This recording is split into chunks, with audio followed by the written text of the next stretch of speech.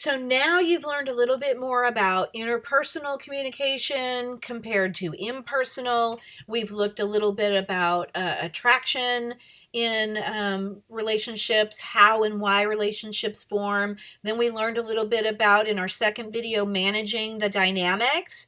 You've learned about social exchange theory, uncertainty reduction, the social penetration model, self-disclosure, how to evaluate, whether it's appropriate or reciprocal in the disclosure. And a lot of times people just need to vent. And we talked a little bit about TMI in our second video. So this video is going to focus in on actual stages of how relationships develop and maintain them, and some tips on repairing relationships.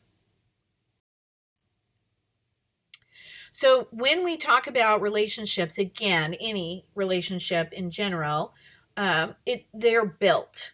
It takes time, it takes effort, it's an active process. It is like a campfire. It takes work. If you've ever been to a campfire or started one and it's going, it starts to burn out. And if you don't poke it or stoke it, get some air breathed into the fire, it's going to go out. And so relationships take work, which we don't like to work at, which is the frustrating thing. But you're going to have some more tools here in how they work. The first model we're going to look at is more specific to romantic relationships. So it's easier to look at romantic relationships in this context. And so we're going to dive into this model, and then we're going to look at some just general ideas about challenges we face in relationships and some basic guidelines on repairing relationships. And that would be for all relationships. So Mark Knapp developed a model of relationship development.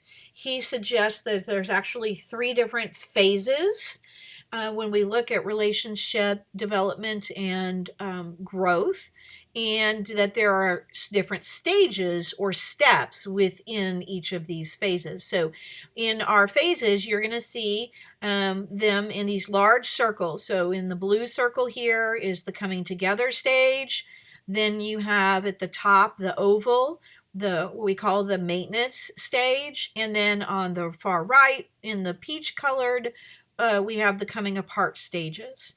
And so what he suggests with this particular model is that we go up the staircase, if you will, right? Each step is growing more in depth as far as the coming together stages go. And so as you are disclosing and spending time together, you are developing that relationship, and it's growing, right? Through disclosure, etc. At some point, you reach a stage that you're just maintaining. And when you're maintaining, you have some of the connectedness, which is great, but you also have some of the challenges in a relationship. Again, friend, family, or otherwise, but it's easier to look at this in a romantic context. And so every relationship naturally are going to need work. And so you have that over here in this section here, these differentiating and circumscribing sections. That's where it's going to take some effort. Now, it's also part of this coming apart section of the model that the relationship is over. It just means this is natural. It needs some work. Now, if you don't work on the relationship and maintain it like you're supposed to, then it will continually go down these different stages and the coming apart. So the way this model works is you look at the growth in the coming together stages here on the left side, but you also need to maintain that relationship.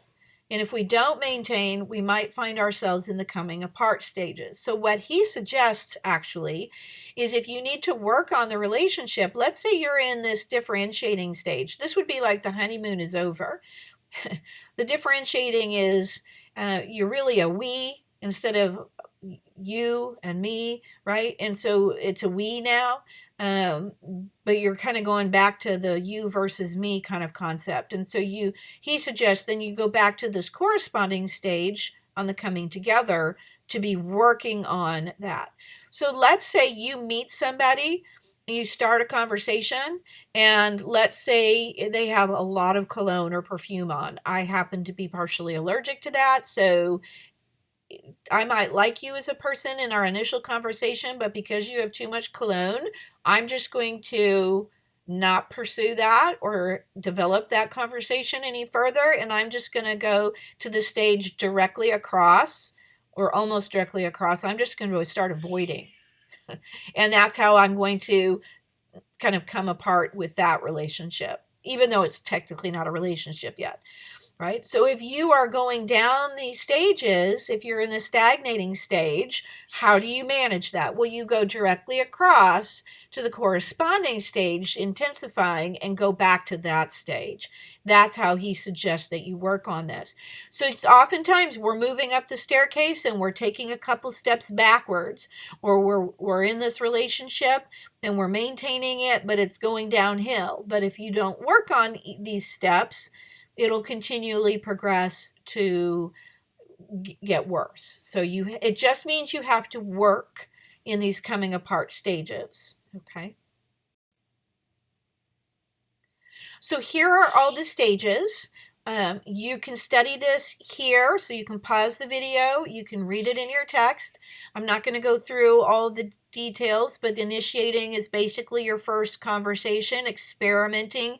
You're asking questions and uncertainty reduction to see if it's something you like the person. Intensifying, that's where you're getting more connected. Integrating, your relationship is definitely more of a friendship, relationship type of thing. Bonding would be more like marriage, right? It's a your peanut butter and jelly, your salt and pepper. If you invite one person, you invite the other, right? If you're best friends. But in a romantic situation, bonding would be like marriage. So those would be your development stages, and you certainly will want to just read up on that a little bit more. And then the coming apart stages, the differentiating, I already mentioned that your we orientation now starts being more of the I, and so we're kind of separating. Circumscribing, you're decreasing in your communication, quality and quantity in both of those aspects. Stagnating, that happens quite frequently, right? It's just sort of stagnant. You're not really working on it. Nothing's really necessarily going wrong, but if you're stagnating, it's not good. Right? It's more hollow. It's not as personal. Avoiding, right? Separation. And I'm not talking about like a timeout. You need a timeout in order to process before you resolve a conflict. But you're starting to create difference and separation in the relationship. And then terminating, right, is when you are fading away, or you decide to terminate or end the relationship. Now, not all relationships have to be forever. Like, I think there's an old expression, two ships passing in the night. You can have a friend for a season, but it doesn't have to necessarily be permanent. Although I'm going to argue, if you get married, that's supposed to be a permanent relationship, and you have to commit to that. And so marriage is a huge step, which I'm not fond of some of the television shows that are out in the market today, because I think they don't take it seriously. It's just my personal opinion on marriage. I've been married for 25 years and have parents and grandparents who'd been married everywhere from 55 to 70 years. So I've learned a lot, and they're great, very healthy for relationships. It's good for your health. They take work, but I'm very pro-marriage for those people who want to go there. But it's not easy.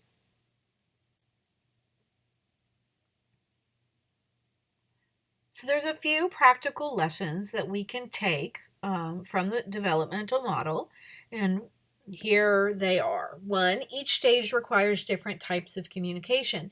You've learned about disclosure, and we apply that to these different stages. So it is important you understand the stages, because when you are in any relationship, you want to be able to adapt your communication so you are being appropriate and effective, and make sure that you are using the communication appropriate for that stage. If you're in a bonded stage, you can't just have the hi, how are you communication. You need more than that. So each stage requires different types of communication. You can adjust your communication through the different stages. Any type of relationship development, growing the relationship, involves risk and vulnerability. We can't eliminate risk. You have to be vulnerable, and it's tough. You have to disclose. We do it appropriately. Work through that. Working on your improving your self-disclosure, and we want it to be reciprocal so that it minimizes that risk. And being vulnerable. You want to be vulnerable sort of together, both revealing information and going more in depth together. So it's not sort of lopsided and out of balance. You can change the direction your relationship is headed. Remember those staircase steps. You can go up and down, and that's natural and that's normal. And so when it's going down, we can fix it. We just have to work at it. That's the issue. Relationships take work. They take effort. Every relationship, even your best friend, it takes some time. It takes some effort. And that's why you can't be best friends with everybody. You can't manage that. Except in elementary school, we could. Wasn't that great? Right? Everybody's your best friend. So these are just a few of your practical lessons that you can take and utilize from this particular model. Let's look into a few of the challenges that we face in relationships and some basics on relationship repair. So here we have some challenges in relationships. I love this quote: to keep a relationship, you must keep your business to yourself and your partner. The whole world doesn't need to know your problems. I think that's part of the challenge, is we air our dirty laundry or we post things. If you won't say it directly to the person, you should not be telling other people. And so that is something that does create more challenges in a relationship, is when you're airing all of your problems to the public. I'm not saying don't confide in a friend, but it is more of a private nature and not so public, which some people don't understand with their use of social media. With relationship repair, this chapter talks about reconciliation, but there's also information in our conflict chapter as well. And so you'll have some more tips there. Reconciliation, you have a few different ideas that are presented. You can read that in your relationship chapter for more details. And then there's information that's not in your chapter that I like to include. I like to include looking at, are the issues minor or significant? You need to be able to differentiate between what's worth fighting for and what's more insignificant. Sometimes we have our social versus relational issues. Some transgressions that are that people make in a relationship, they violate social rules, and so you're trying to balance being social versus a relationship.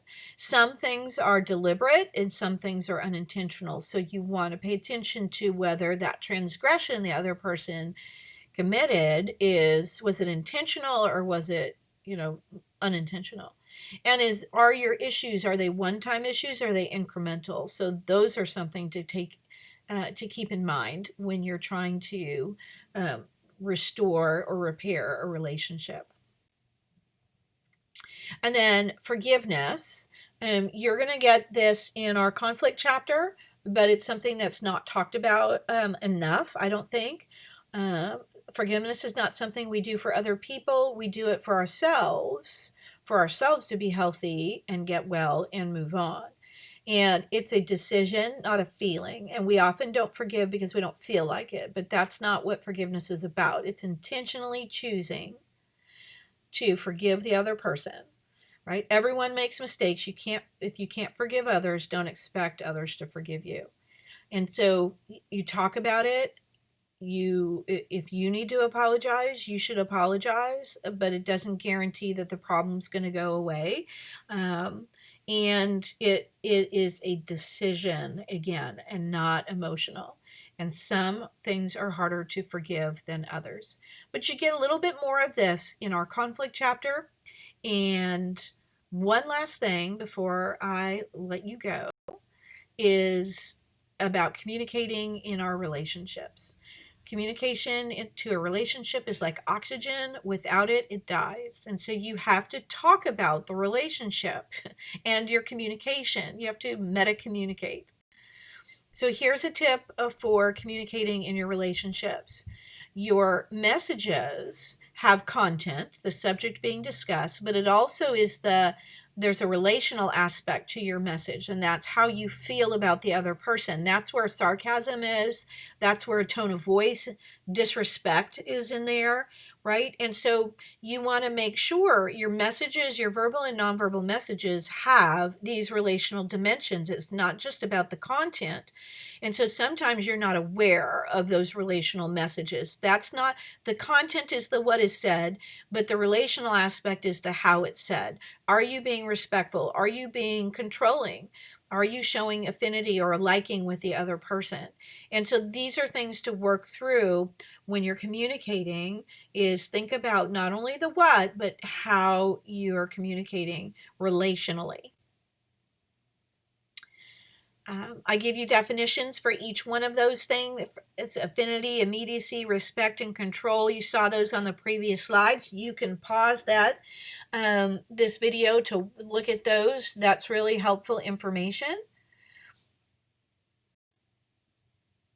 And when you communicate about your communication, or you're communicating about your relationship, it's called meta communication. Right? And so that's a new vocab word for you, but now you are learning how to discuss your communication. What aspects need improvement? You can go through all of our textbook and figure out, where are we not communicating well? Are there aspects of the communication model that are creating issues? What about cultural differences or co-cultural differences? What about our perceptions? Do we have inaccurate perceptions? What about our language use? Are we being vague? Are we being abstract, unclear? Are we using those hurtful you messages or our I messages? Are we listening well? Are we paraphrasing? I mean, we can analyze every relationship with almost everything in our textbook. Love this last cartoon. I need a little more interactive you. You need that in order to sustain relationships.